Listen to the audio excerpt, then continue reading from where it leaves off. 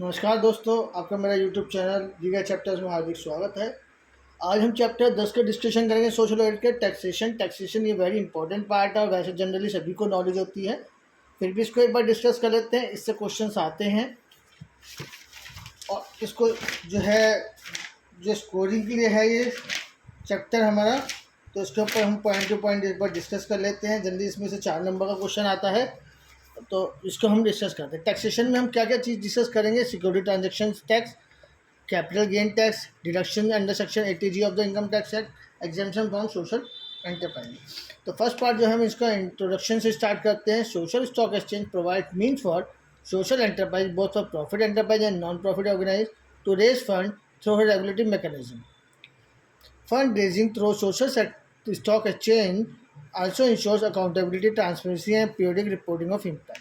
Thus, in order to provide an impetus for such fund-raising mechanism and create a vibrant, deep, and liquid market for social investment, it will be paramount to provide certain tax incentive to investors making investment for various social causes. NPO takes a variety of legal forms such as society, trust, NPO. All NPO must be registered under Section 12AB of the Income Tax Act 1961 and file income tax return. Upon assessment of these returns, any entity is granted tax-exempt status for a particular year. An NPO can extend tax deduction to its donor upon approval under Section 80G of the IT Act. Funding for these organizations majorly come from those four resources. First, individual donation, contribution made under FCRA, CSR grants, and grant availed from government schemes. Both NPO and for-profit enterprises need to incentivize its investors to kick-start activities on the social stock exchange. Various taxation aspects applicable for social sectors as discussed in the sections. For instance, first, securities and transaction tax. Security transaction tax is levied on sale or purchase of the securities, other than debt securities or debt mutual fund, on a stock exchange platform. Every recognized stock exchange or trustee of a mutual fund or lead merchant bank are required to collect the security transaction term from purchaser or seller of the security, as the case may be, and subsequently remit the same to the central government. STT is charged on any transaction other than a transaction in debt security or debt mutual fund carried out through stock exchange in India. The rates of stock exchange are as follows, as given. Purchase and sale of equity share and unit of equity for business NPO 0.1%. Purchase and sale of equity share, unit of equity or in mutual fund or units of business NPO intraday transaction है. First है delivery 0.1, intraday transaction 0.025, sale redemption of unit of equity और इन fund 0.001%. First वाले में cell पे भी लगेगी, purchase पे भी लगेगी, बायर और सेलर दोनों पे करेंगे. सेकंड वाले में सेल प्राइस पे सेलर पे करेगा, थर्ड में सेलर पे करेगा. नेक्स्ट हमारा capital gain tax. Capital gain tax means क्या हुआ कि आपका जो भी सेल और परचेज के बीच में गेन हुआ उसकी कैलकुलेशन करके उसके ऊपर जो टैक्स बनता है उसको कैपिटल गेन टैक्स कहा जाता है. Capital assets is defined under section 214 of the income tax act. It includes every property held by SSC, whether movable property or immovable property. It is bifurcated into short-term capital assets and long-term capital assets on the basis of period of holding and type of assets. This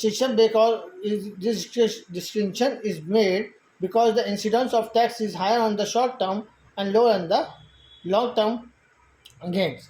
The applicable holding period of a security listed on organized exchange to be classified as a long-term capital assets and short-term capital assets are as follows.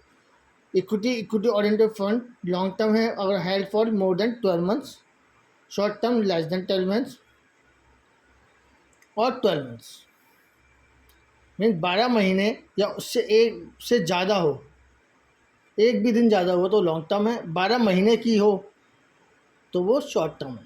Date 36 months का है period, अगर 36 month से ज़्यादा है तो long term है, 36 month या उससे लेस है तो शॉर्ट टर्म है. Any profit or gain arising from the transfer of capital assets is taxable on an accrual basis under the head capital gain in the previous year in which such transfer has been take place. The mechanism for computation of capital gain from transfer of short-term capital assets is different from the one applicable in case of long-term capital assets.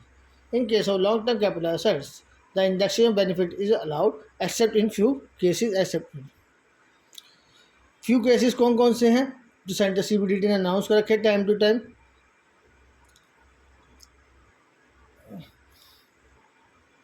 Tax on, अभी हम 69 point पे देखते क्या लिखा है इन्होंने. Indexation means the cost of acquisition or cost of purchase is adjusted upward to reflect the impact of inflation. CBDT every announce a number known as the cost inflation number. This is one index number for each financial year. Tax on short-term capital gain. Short-term capital gain is chargeable to tax at the rate of 15% plus surcharge plus cess if such capital gain arises from transfer of security, being equity share, unit of equity or infund unit of a business trust, and such transaction is chargeable to STT. If STT is not applicable for security other than equity, the short term gain capital tax is at the rate of marginal. और STT applicable नहीं है तो marginal rate से tax होगी.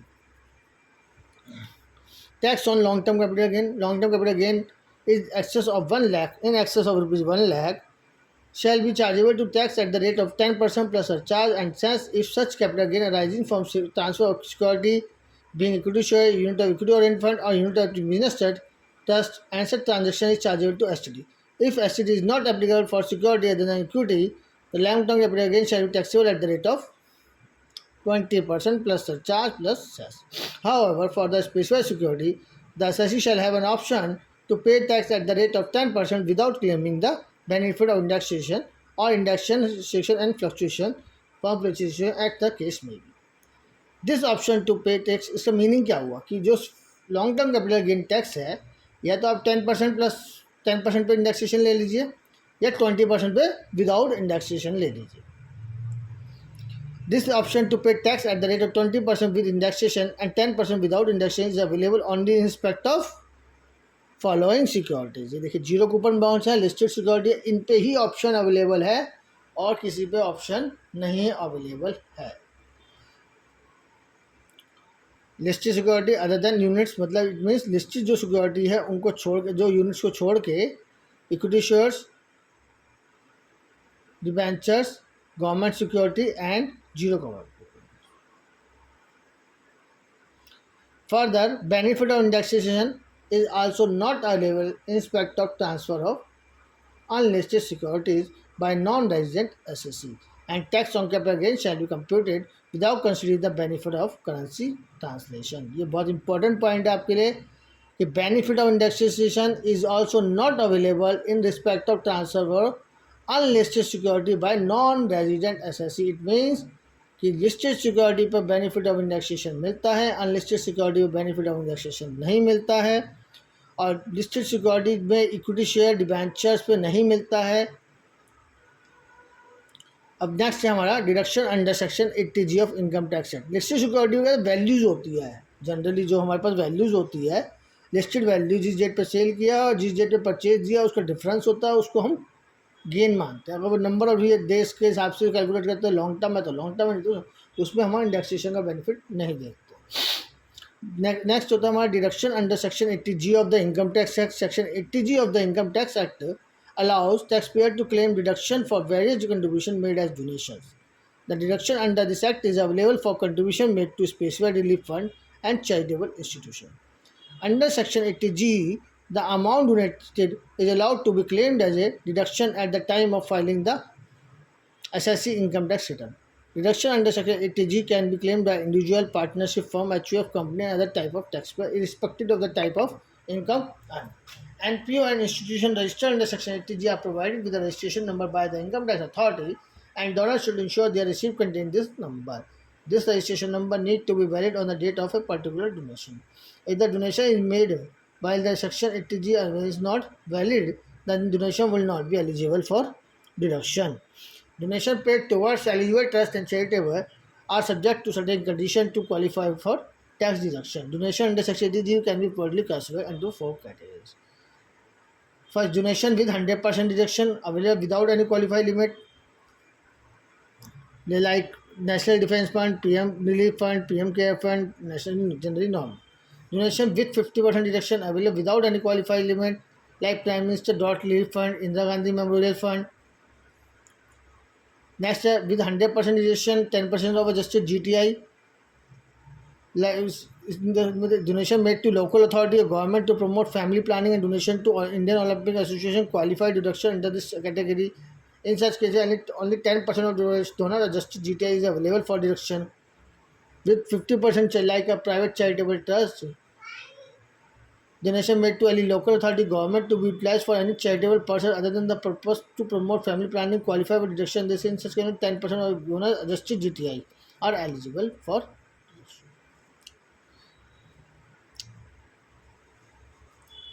Now the income tax department also promote a new form like the form 10BD in which the maximum the charitable maximum need only all the registered charitable society trust is required to file a form 10BD on the every assessment year in which they will issue the certificate of donation like 26 years TDS TDS हम जमा करते हैं सामने वाला जो certificate देता है ऐसे ही 26 ईयर्स में वो रिफ्लेक्ट होता है अभी 26 ईयर्स में तो डोनेशन का रिफ्लेक्ट तो नहीं हो रहा बट 10BD का हमें फॉर्म जो भी टेस्ट हैं जो डोनेशन ले रही है वो सबमिट करती है फॉर्म सर्टिफिकेट जनरेट करेगी और फिर 10BE एक सर्टिफिकेट की फॉर्म में जनरेट होगा वो उसको उन्हें SSC को देना होगा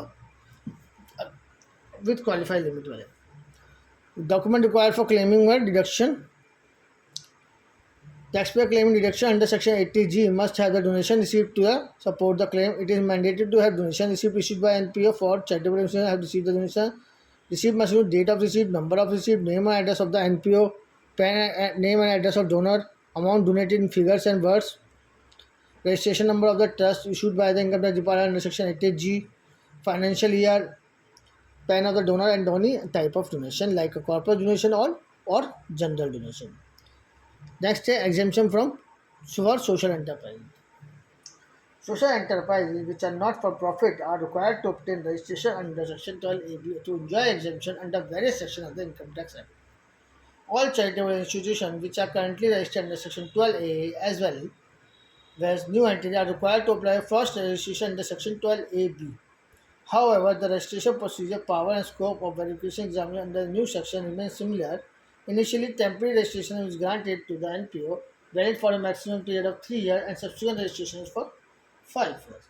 It means कि पहले जो ऑलरेडी रजिस्टर्ड वाले डबल ए में थी उनको तो जनरली फाइनली रजिस्ट्रेशन अप्लाई हुआ है बट अगर कोई जो न्यूली रजिस्टर्ड ट्रस्ट है तो उसको पहले प्रोविजनल रजिस्ट्रेशन मिल रहा है 3 ईयर्स की अगर उन्होंने अपनी एक्टिविटी स्टार्ट नहीं की है within a period of 3 years then it will not be valid अगर उन्होंने स्टार्ट कर दिया तो within a period of 6 months उनको फाइनल रजिस्ट्रेशन के लिए अप्लाई करना होगा post registration NPO are required to compare the following maintain proper books of account documents file income tax return get the books of account must be audited by the chartered accountant still follow the guidelines subject to registration has been granted furnished to require detail as per 18AB of the income tax rule for each financial issue certificate to the donor in 10BE. The income of a not for profit and is exempt from tax subject to certain condition. The primary condition for getting income exempt under this section is that the charitable organization should be established in accordance with law and its object should fall within a definition from term charitable purpose as per section 215 of the Income Tax Act. Section 11 of the Income Tax Act provides an exemption for income derived from property held by NPO. The NPO is required to apply 85% of income and during the period towards its objective. In case the application of income is below 85%, it can be accumulated for the period of for the purpose of application within a maximum period of 5 years of filing a form. If the application is below 85% income because the income is not received or any other reason, it can also accumulate for the income to be made in the year in which the income is received or in the year immediately following the year in which the income is by filing a prescribed form. In case NPO exercises its option to accumulate income, it is required to file a specific form on or before the due date of filing a return of income. Further, such an accumulated amount is required to be invested in a specific investment. NPO can claim expenditure only when such sums are paid and are not otherwise. Donation received with a specific direction that they shall form part of corpus and fund are exempt. However, such donations are required to be invested in a specific investment. Exemption provision shall not apply in relation to an income of an NPO with respect to earning to the profit and gains from business, unless the business is incidental to attainment of the objective of the NPO or institution, and separate books of account are required to be maintained by such NPO institution in respect of the such business. In case the objective of NPO is that the advancement of any other object to a general public utility, if it involves the carrying of any activity in the nature of trade, commerce, or business, or an activity of rendering any service in relation to trade, commerce, or business for assess or fee or any other consideration, irrespective of the nature of use or application or retention of the income from such activity, unless such activity is undertaken in the course of actual carrying out of such advancement of any other object for of general public utility, and the aggregate receipt from such activity or received during the previous year do not exceed 20% of total receipt of the entity or institution undertaking such activity or activities of the previous year. Capital gain arising on the transfer of the capital asset will be exempt provided such capital gain are invested in the other capital assets. Anonymous donation, that is, the identity of the donor is not available. In case of anonymous donation received by a charitable NPO or an institution, they must be required to be taxed at the rate of prescribed 30%. Another is received by the charitable NPO institution other than charitable institution NPO established by wholly or for the religious purpose shall be taxable at the rate of 30%. NPO losses exemption in the following cases. Income wholly or partly or property is applied for benefit as specified per under section 13, the author founder of an NPO. Substantial contribution to the NPO rupees 50,000 or more at the end of financial trustee or manager NPO detailed with trustee. In the like means कि जहाँ in the following cases NPO may lose the exemption under section 12 and 18J. First अगर उन्होंने क्या है apply कर दिया specific institute person के लिए, NPO is converted into any form which is not eligible for grant for registration under Income Tax Act. NPO is merged with an entity which is not having serial object and is not registered under the Income Tax Act.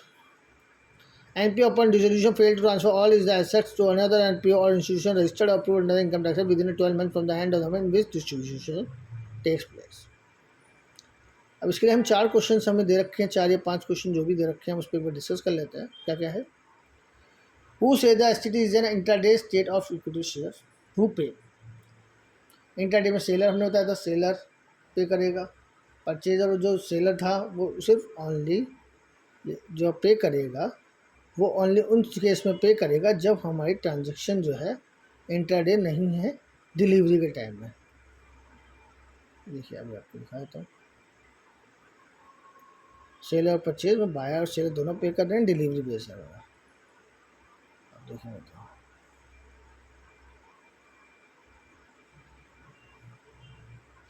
Next question हमारा क्या है?